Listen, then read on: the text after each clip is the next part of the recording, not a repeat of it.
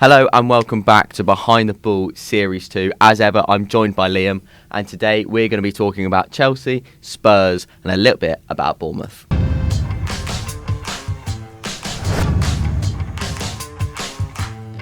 Yeah, so Zach, obviously Chelsea unfortunately knocked out of the FA Cup by Brighton this weekend as well.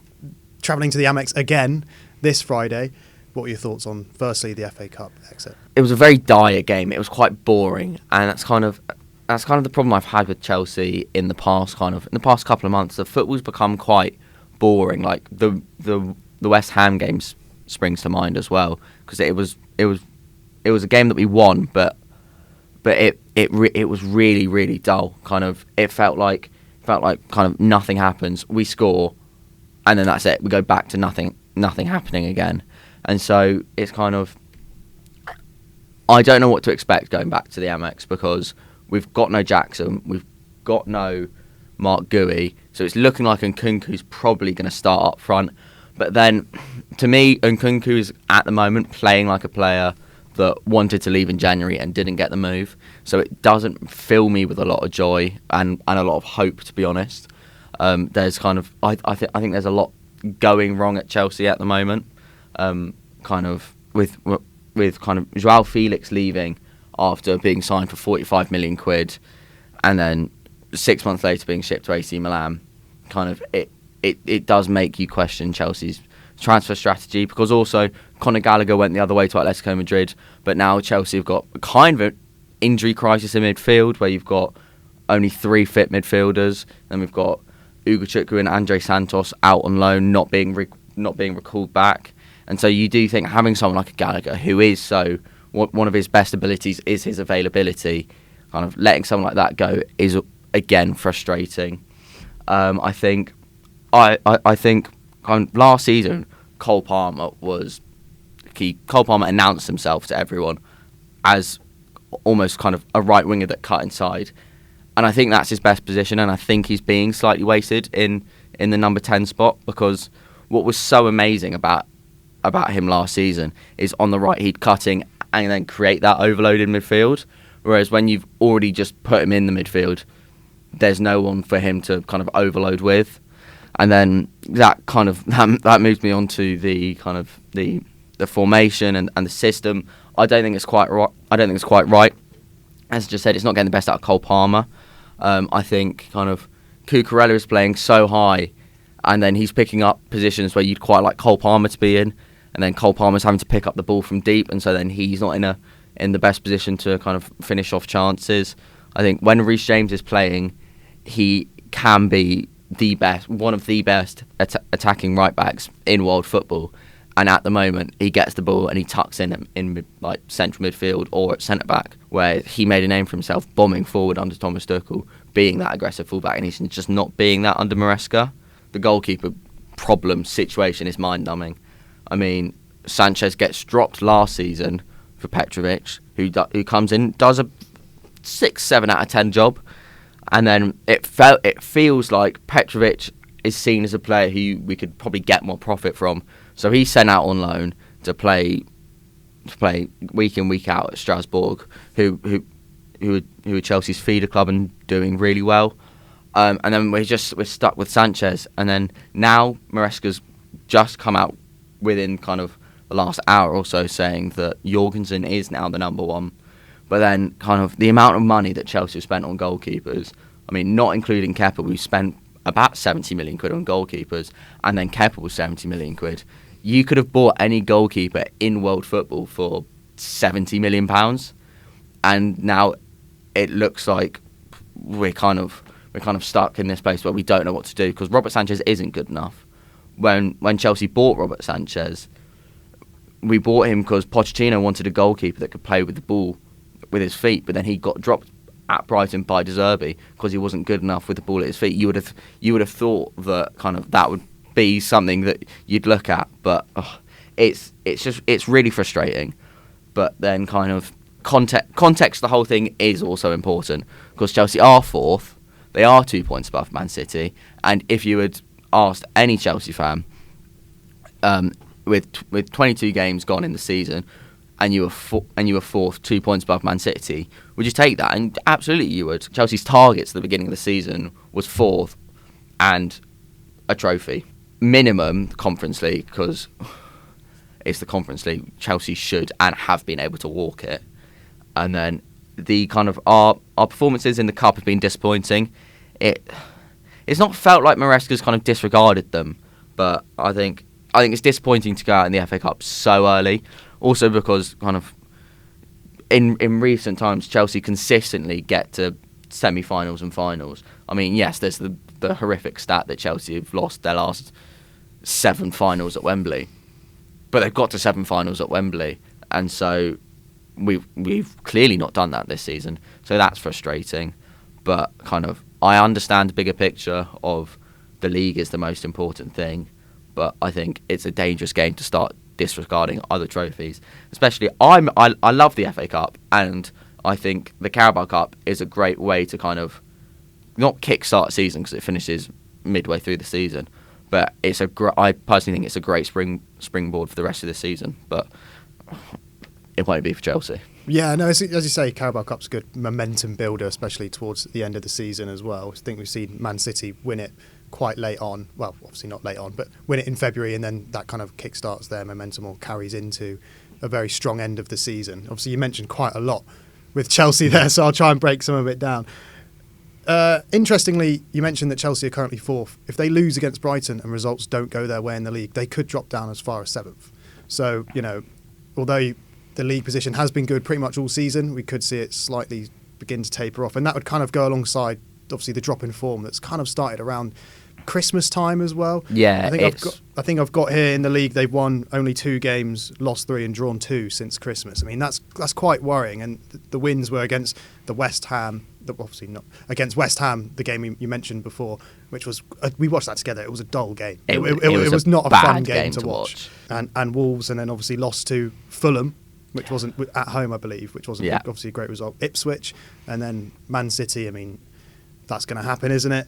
But that's the thing, not necessarily. Like, the Fulham one was really frustrating because that kind of comes from Robert Sanchez not being able to play with the ball out his feet, and he does these weird kind of drilled passes to the halfway line, which is inevitably hard to control. Chelsea get dispossessed, and then it goes, and they just hit us on the counter and score. And then the City one, it's like, yes, you've lost to City, but it's frustrating because no one else has lost to City. I can't quite remember the stat, but out in games against Liverpool, Arsenal and City, Chelsea have the joint worst record in the league. Which is kind of insane when you think of the whole league as well. I mean, teams like Southampton and stuff, they'll have an equally as bad record as Chelsea against those sides. I mean, it's quite crazy, isn't it? It's quite crazy. I mean, I think you don't want to get too hard on Robert Sanchez because obviously he's now out of the side. But I can't believe that was allowed to go on for as long as it did. It was quite apparent at the start of the season. I think we had a stat in a couple of podcasts ago where the errors leading to goals from Robert Sanchez compared to anyone else in Europe, he was leading that back then. I can only imagine he's still leading that stat now despite being dropped. I think as a non-Chelsea fan looking in, I was very surprised that Petrovic was sent out on loan. I thought he actually did quite a good job, as you say, 6, 7. I'd actually even go maybe an 8 out of 10 coming into the side. That's normally quite challenging as a goalkeeper. Was surprised to see him go and Sanchez stay as the number 1, obviously to then now be replaced by is it Jorgensen, I think? Yeah, I think it kind of sums up what's gone on towards the back end of the Chelsea side. I think the defence probably isn't good enough, I would say. I think your attack on its day is very strong. I think your midfield is actually one of the best in the league. When you've got 𝗕𝗹𝗵𝗶, Caicedo and Enzo Fernandez all fit as well, I think that is a very, very, very strong midfield. The attack obviously speaks for itself most of the time, but I think there is a fair bit of defensive liability. Yeah, I think it's crazy. You say the wingers, kind of the attack on their day is really good, but then it's so frustrating because I think if you look at our attack, there isn't a world-class winger there if you're considering 𝗕𝗲𝗵𝗶 as a number 10. And then I would agree Chelsea need probably a centre back because Fofana can't stay fit. Levi Colwill is our best centre back, but he's very young and he can't play. You can't expect him to play 90 minutes every game.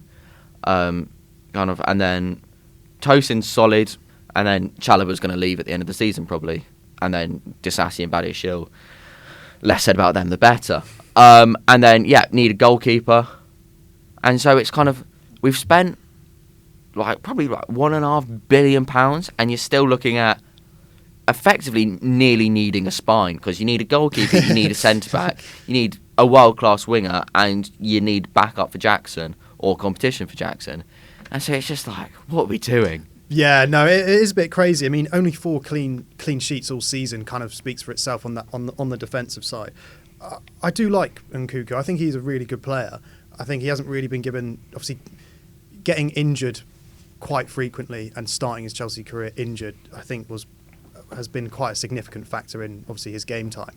But then to not be able to displace Jackson on he started the season quite strong, Jackson, but if you think back to last season, there was definitely moments where it's like, I think Nkunku should probably be playing here. But the front four hasn't really changed that much. I mean, you've got the reserve front four, or the Conference League front four, if we've seen it, of obviously 𝗕𝗹𝗹 when he was at Chelsea. You got Neto as well. And it feels like no matter how the front four really play, they're always going to be the first names on the team sheet. And I think that makes sense for obviously 𝗕𝗹𝗵𝗶 and Jackson when he's scoring. But even though I quite like Sancho and 𝗕𝗹𝗹, I think that there is kind of, well, what do they have to do to get dropped? Because it's not really going their way right now, yet they're still starting. I don't know how you feel as a Chelsea fan, but looking in, that's definitely what I feel. Don't get me wrong, I do like Sancho and I do like 𝗕𝗹𝗹. I think they're, that's kind of the problem. I think they're good. They're not world class. 𝗕𝗹𝗹 has flashes where you go, that's absolutely brilliant. Like his hat trick against Wolves, but that was 3 games into the season, and it's like you can't be riding on the coattails of a game 4 months ago. And then Sancho had a brilliant start to life at Chelsea, and it slowed down a little bit. And kind of, I do like the balance of kind of having a player like Sancho, who's a bit more he's a bit drifty, kind of bit more technical with his feet, and then you've got someone like 𝗕𝗹𝗹 or Pedro Neto, who's just kind of raw pace and will just beat a man, because you've always got 2 options of what to do. And so I do like that. But then again, they are just so frustrating, because they'll get into good positions and then just the end product won't be there. And I mean, it's a bit of a cliche that kind of obviously everyone wants a winger with consistent end product, and it's just not it's not easy to get that. But yeah, and then with Nkunku, it feels like a shadow of the player that we saw in pre-season last season. I understand it's only pre-season and you can't base things off pre-season, but Nkunku was electric. Pochettino looked like he was going to build the team around Nkunku and Jackson. I understand he got injured, so that's very frustrating for him. But ever since he's come, it's like he doesn't have the same passion, same warmth for it, and it's just it's frustrating, because the player that was at Leipzig, the player that is at Chelsea, you see glimpses of it, but then it's like his goal record at Chelsea this season is quite good, but they've pretty much all been penalties in the Conference League, and so it's it's frustrating. Yeah, and I think there was kind of rumours of him possibly getting a move in January as well, with Chelsea looking around Garnacho. There was possibly a swap deal that was going to go on as well, and I think that must be playing into, as you say, some of the passion side and those things. I think it's also, you mentioned it earlier, it is important to remember that this is a positive season for Chelsea. It is definitely building on the momentum of the Poch season, especially the season before that was pretty calamitous towards the end under Frank Lampard. Not that it was Frank Lampard's fault necessarily, but that season as a whole. So I think they've come a long way. Obviously, as I said, the midfield's quite good. Palmer's good. Reece James is back. I didn't think he would actually be at Chelsea much longer a couple of seasons ago, and I think it's good to see him playing football again. But yeah, as you say, it's quite concerning that despite all of those things, you're still going into probably the summer going, right, well, we need another 5 players to really compete for the title. Yeah. And it's like you're kind of almost getting stuck in that top 4 rotation where it's like just getting Champions League football is a win. I mean, if you were to get top 4 and win the Conference League, how would you assess that as a Chelsea fan? Assess the season as a whole? top 4 and Conference League, I would rate that as like 8 out of 10 for Chelsea this season. I think kind of you've hit all the objectives you needed, but then it is a little bit frustrating because there was a time where we were quote unquote competing for the title. I never really thought we were, but kind of we were in and around the conversation and we weren't able to sustain that, which is frustrating. But then I guess maybe the ability to keep that going comes with time. And so top 4 and Conference League is a successful season for Chelsea this season. Yeah, no, I definitely agree with that. Right, well, moving on to a bit more of a joyous subject for you, I'm sure.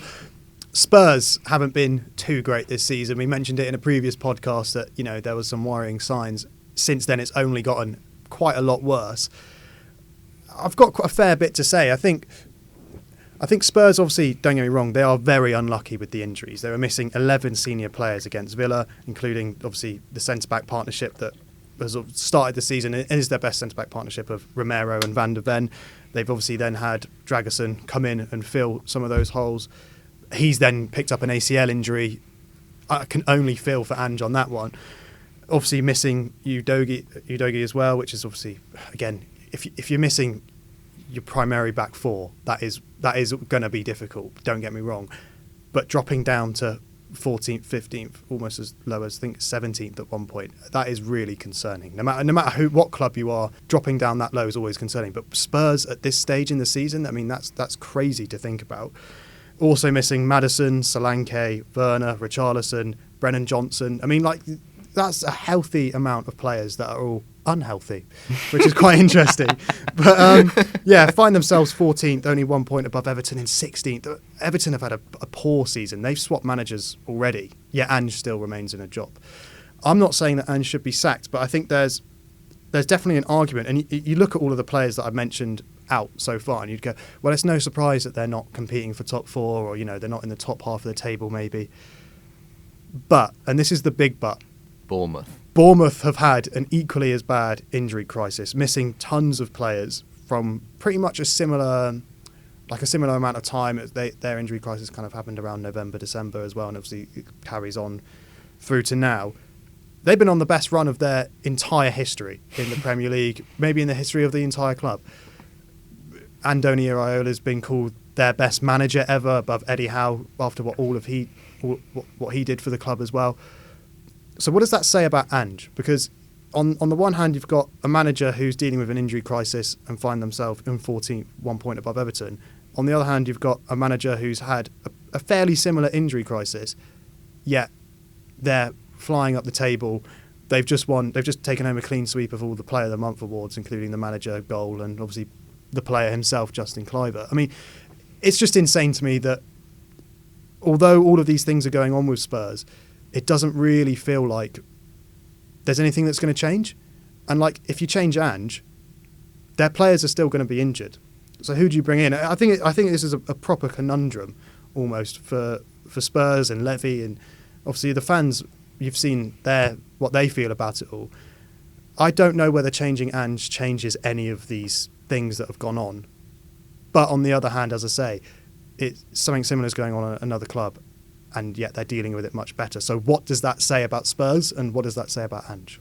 I think it's interesting because if you look at last season, they finished 6th with kind of a fairly injury-free season. Kind of Maddison was in and out, as kind of he often is with his injuries, and so you can kind of take that as kind of context of, yes, it was Ange's first season, but it was also kind of, sometimes your first season is your best season, because with Ange's like mental like basketball style of play, that kind of managers hadn't figured it out, and kind of that's when he was able to kind of seize the moment, seize the momentum, and they came 6th. And so kind of I think Spurs have to think about their ambition, because do I think Ange Postecoglou is a title-winning manager? No. I know he's obviously done it at Celtic and elsewhere, but it's a completely different kettle of fish. It kind of, when you're at Celtic, you're competing against Rangers. Whereas if you're Spurs, at the moment they're competing with Leicester, Everton, Southampton, and Wolves, and when they should be in a lot of fans' eyes, competing for top 4 and trophies. So kind of, I think it's harsh to put the whole blame on Ange, but when it's been going wrong for so long, and you're trying the same things over and over and over again, and they're still not working, something does have to change, and you can't change the injury record. So it doesn't look favourably on Ange. Kind of like, yes, he got to a semi-final of the Carabao Cup, 1-0 going into the leg against Liverpool, and they get battered 4-0. Like, they don't even put up a fight. And then Villa, they look out of the FA Cup, and so it's like the only good thing he had going for him, he doesn't have anymore. And so, and I think what started with this, like, cheeky Aussie kind of man of the people, all the media love him, he's getting a bit rude. Like it's no longer cheeky chappy. Like, the post-match interview with the BBC, where he said, and familiar story, because they'd lost about the 8th game on the bounce, and he goes, good way to start an interview, mate. It's like, but it is, and it's like, I get you're annoyed, but you don't need to be rude. This is completely gone off tangent. So Zach doesn't like people being rude. I think Ange probably will get sacked, but then I think also the problem is, who do you replace him with? Because there's not this great pool of managers that are kind of like, you have to go for him. Yeah, so, and I think we kind of saw that with the Erik ten Hag departure as well. Okay, you're getting rid of the short-term problem, so to speak, with Ten Hag, but then who do you bring in? Obviously, they've brought in Amorim, and it's kind of been a similar story. If not, it's been worse at times as well.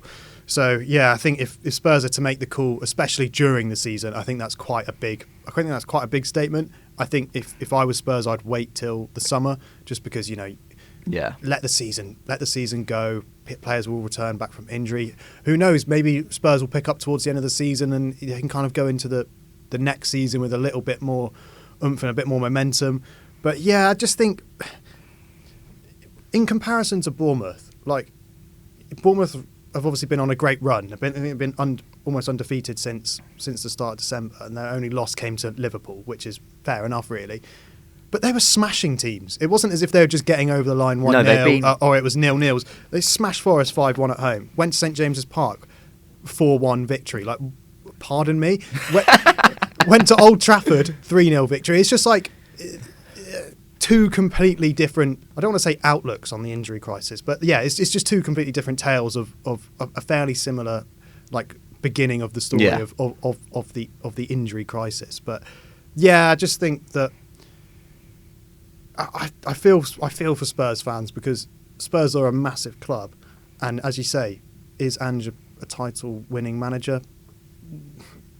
I'm struggling to say yes.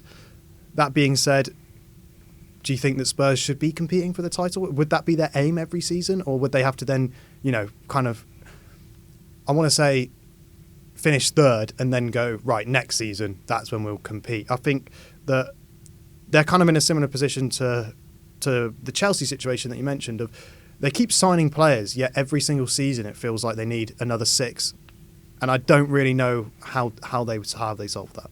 Yeah, going back onto kind of what you said about attitudes, I think you're completely right. Kind of Bournemouth's attitude is kind of, we're just like, they'll just roll with the punches, like, plucky little Bournemouth, like, see what we can do. Whereas kind of Ange is like, it's not moaning, but it's just like kind of, we've got loads of injuries. We can only play the same starting 11. Obviously, we're going to lose. And it's kind of like, Iriola has had a completely different outlook. Kind of, he's not really complained. It's kind of like, it is what it is. Someone like Dango Ouattara has played left back and striker on the wing. Like, I understand Spurs are doing that as well. Kind of Archie Gray's filling in kind of everywhere that he can, and he's probably been Spurs' player of the season. I think outlooks and kind of attitudes, like, it stems down from the manager. And when you've got the figurehead of the club going, we've got so many injuries, and we're competing on all fronts. But you're not competing on all fronts, because you're getting battered at everything. Yeah. Like the Europa League kind of they've scraped past whoever it was because of 3 goals from academy players, and it's like there's talent there. It's harsh to say he's not utilising it, because probably a front 3 of Mikey Moore, Dane Scarlett, and I can't remember who scored Spurs' 3rd goal in the Europa League, but that would be pretty outrageous, and it probably wouldn't work. I've also seen recently kind of rumblings that Spurs might be looking to part ways with Son, which, I mean, for me is a bit mental. He's obviously not the player he used to be, kind of when he was playing with Kane, but he's still a very good footballer. I think kind of he might look to becoming more centrally kind of as he gets a bit older. And then I also think him and Ange haven't kind of, it's not been a match made in heaven. Kind of at the beginning he played up front, and then he moved back onto the left, but he's been asked to be kind of a very like wide winger, which kind of he's not, and so it's not been a perfect match under Ange. Yeah, I mean, it's important to remember that obviously they do have the Conference League as well, and Bournemouth don't have that. And he's been saying that we've been competing on all fronts. They've been playing Saturday, Thursday, and he could have gone on for 3 months apparently with that one. But yeah, it is important to remember that they do have more games than most teams, and I get that can be a factor. But if you crashed out of the Europa League, mate, I don't think anyone would care. And they're not going to win it. Obviously, they do have to care about it now, because it's their only way back into Champions League football. There's no way they can get even close to the top 4 now, I'd imagine. Which puts more pressure on that competition, opposed to what they probably would have liked to have put pressure on, which was, the FA Cup, maybe even the 𝗕𝗹𝗵𝗶 Cup. But as someone who's not really involved with the game, I can't really say this is what they need to do and this is how they're going to fix it. But there is something that's not right with Spurs. I think that you can't go through the managers that they've gone through and all of them say that there's something not really right here. You had the Conte rant down at Southampton, which was quite brutal. Obviously, Jose has been fairly vocal about he doesn't feel anything for Spurs. It's the only club he doesn't really care about. Considering how it ended at United for Jose, for him to then say that about Spurs, I think was quite okay, wow, there's definitely something going on, and I think that kind of points fingers towards Levy a little bit. Yeah. But I mean, it'd be interesting to see where Spurs finish come the end of the season, because you imagine they'll recoup some form and it should be able to push for top half of the table. But I mean, if they don't go on to win the Europa League, it's looking like a very, very, very dark season for Spurs. I did a bit of digging, you could say, and kind of looking at kind of who could be if Ange was to go, who would replace him. And kind of the 3 kind of, not front runners. I think there's one quite clear front runner who I think if Ange did get sacked, it would be him. But kind of a lot of noise from Spurs fans are saying they want 𝗕𝗹𝗹, which, I mean, obviously they would. Debatably manager of the season, which is quite crazy, knowing you've got Forest in 3rd and Arne Slot in his 1st season. But I don't know why 𝗕𝗹𝗹 would go to Spurs, because it's not a step up. It's not a club. Spurs aren't a Man City, a Liverpool, a Real Madrid, where they go, we want you, and you go, well, there's nothing I can do. I have to go. It's Spurs. If 𝗕𝗹𝗹 went to Spurs, at very best it would be a sidestep for him. And so I genuinely think there's no way that 𝗕𝗹𝗹 goes to Spurs. And sorry, Spurs fans, but kind of that's been the noise on Twitter/X that kind of Spurs fans have been saying they want 𝗕𝗹𝗹, because also quite clearly expert in an injury crisis. Yeah. Moving on next is I could see Thomas Frank at Spurs, kind of his his style of play, his kind of his working with younger players, which Spurs are kind of seemingly trying to do, like Spurs about Archie Gray and stuff like that. And then kind of he'd shore them up defensively. Kind of Brentford have got one of the best home records in the league. But then my slight issue with that would be kind of, again, ambition of Spurs. Thomas Frank is is a solid manager. He's a established Premier League manager, and he's done well at Brentford. But Brentford have never really. Brentford have been really good at being solid in the Premier League, and I think he would make Spurs solid. I don't think there's ever been a season from Brentford in the Premier League where they're not really pushed for Europe. They've not really they've just been good. They've been solid 6, 7 out of 10. And I think if Spurs' attitude was to win something, I don't know if he'd be the right man. And then kind of Bookie's favourite, and kind of I think it makes quite a lot of sense, is 𝗕𝗲𝗵𝗶. He was Dortmund's manager last season. He left after the Champions League final that they lost, so he's currently without a job. So that also meant if they wanted to sack Ange mid-season, he could come in. He did very well at Dortmund. Kind of the season before the Champions League final, they lost out in the league on goal difference because they quite spectacularly drew the last game of the season. And so I think that would be quite a good fit.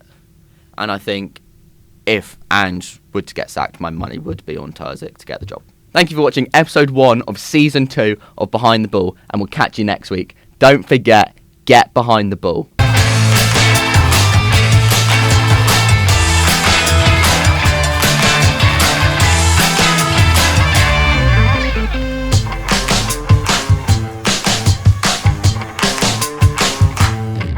Can we just appreciate merch coming soon?